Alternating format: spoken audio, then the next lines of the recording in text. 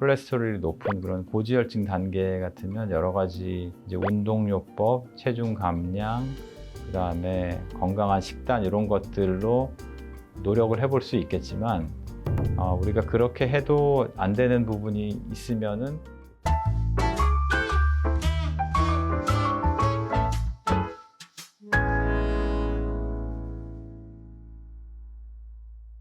환자들이 일상 속에서 실천할 수 있는 LDL-C 관리 방법은 뭔가 있을까요? 약물 치료가 제일 중요하다고 보고요.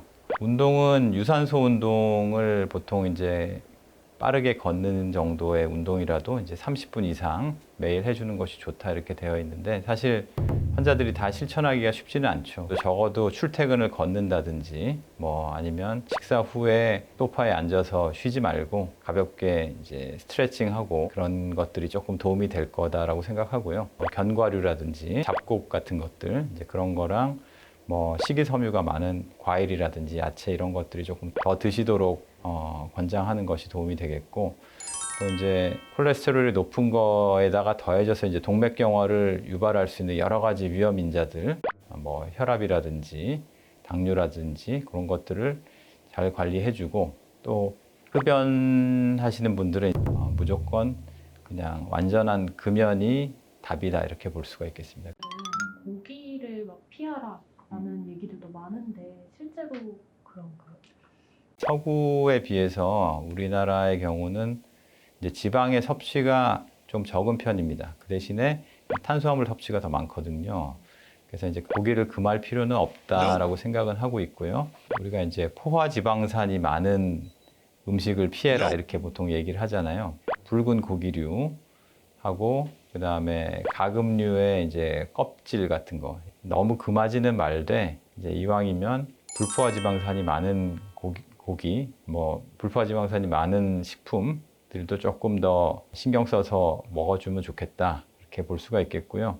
그다음에 이제 트랜스 지방이라는 게 있는데 쿠키라든지 뭐 빵이라든지 라면 이런 데 많기 때문에 이제 그런 것들은 우리가 동맥경화 측면에서도 좋지 않지만 뭐 암 발생률도 높인다 그러고 또 체내에서 잘 분해가 안 된다는 얘기도 있고 하기 때문에 이제 트랜스 지방을 적게 먹는 것도 상당히 도움이 될 거라고 이렇게 생각을 합니다. 채식하는 분들은 LDL-C 콜레스테롤이 좀 낮거나 좀 신경 안 써도 되는 이런 부분이 있을까요 혹시? 일단은 채식을 하면은 확실히 콜레스테롤이 조금 내려가는 측면은 있는 것 같아요. 근데 이제 운동을 할 수 있으려면은 최소한의 근력을 유지할 수 있는 정도의 그런 단백질은 섭취를 해야 되지 않겠나. 그래서 그런 측면에서는 또 너무 고기를 제한할 필요는 없지 않을까 이렇게 생각을 해볼 수도 있겠습니다.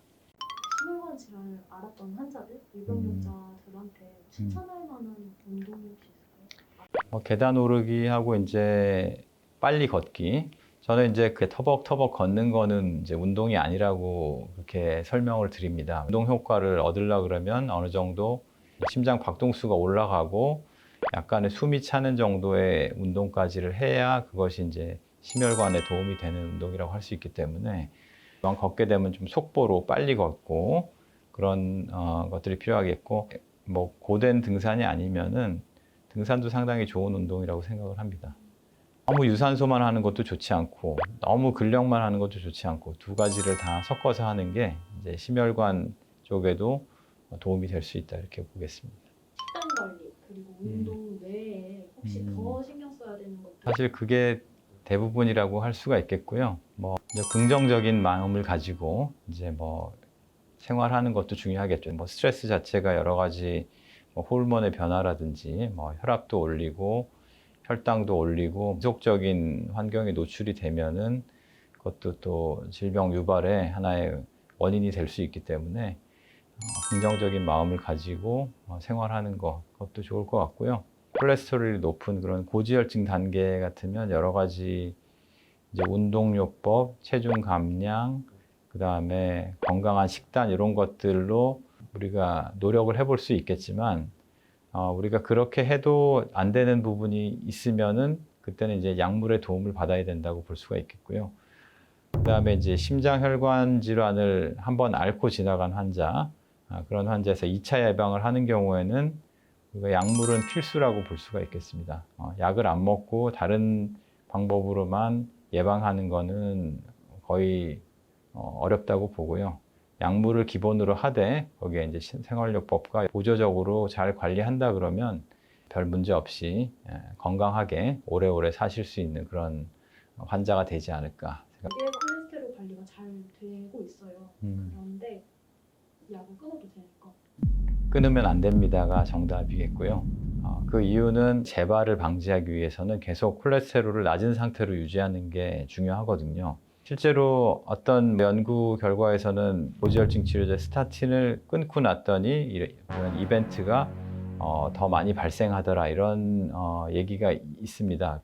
슬프다고 생각할 수도 있지만 이것은 우리 몸 자체가 이미 고지혈증의 상태의 몸으로 변화되었기 때문에 그것을 우리가 약물의 도움을 안 받고 다른 방법으로 근본적으로 치료할 수는 없다 이렇게 생각을 하면 됩니다. 사실 이게 고지혈증에 대해서는 환자들이 약을 중간에 끊고 싶어 하는 경우들이 많아요. 근데 시술을 받거나 이제 심근경색 생겼던 환자에서는 그런 일반적인 고지혈증 환자랑은 이제 출발선상이 다른 거거든요. 그런 경우는 우리가 반드시 약을 먹어야 된다. 우리가 약을 중간에 중단하는 방법은 맞지 않는 방법이라고 보겠습니다.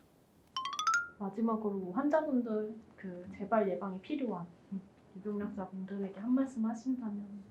항상 병원을 잘 다니시면서 여러 번 말씀드리지만 약을 잘 복용하시는 게 중요하겠고 생활 습관 개선에도 더 노력하시고 그렇게 하신다면 건강하게 오래오래 사실 수 있을 것 같습니다.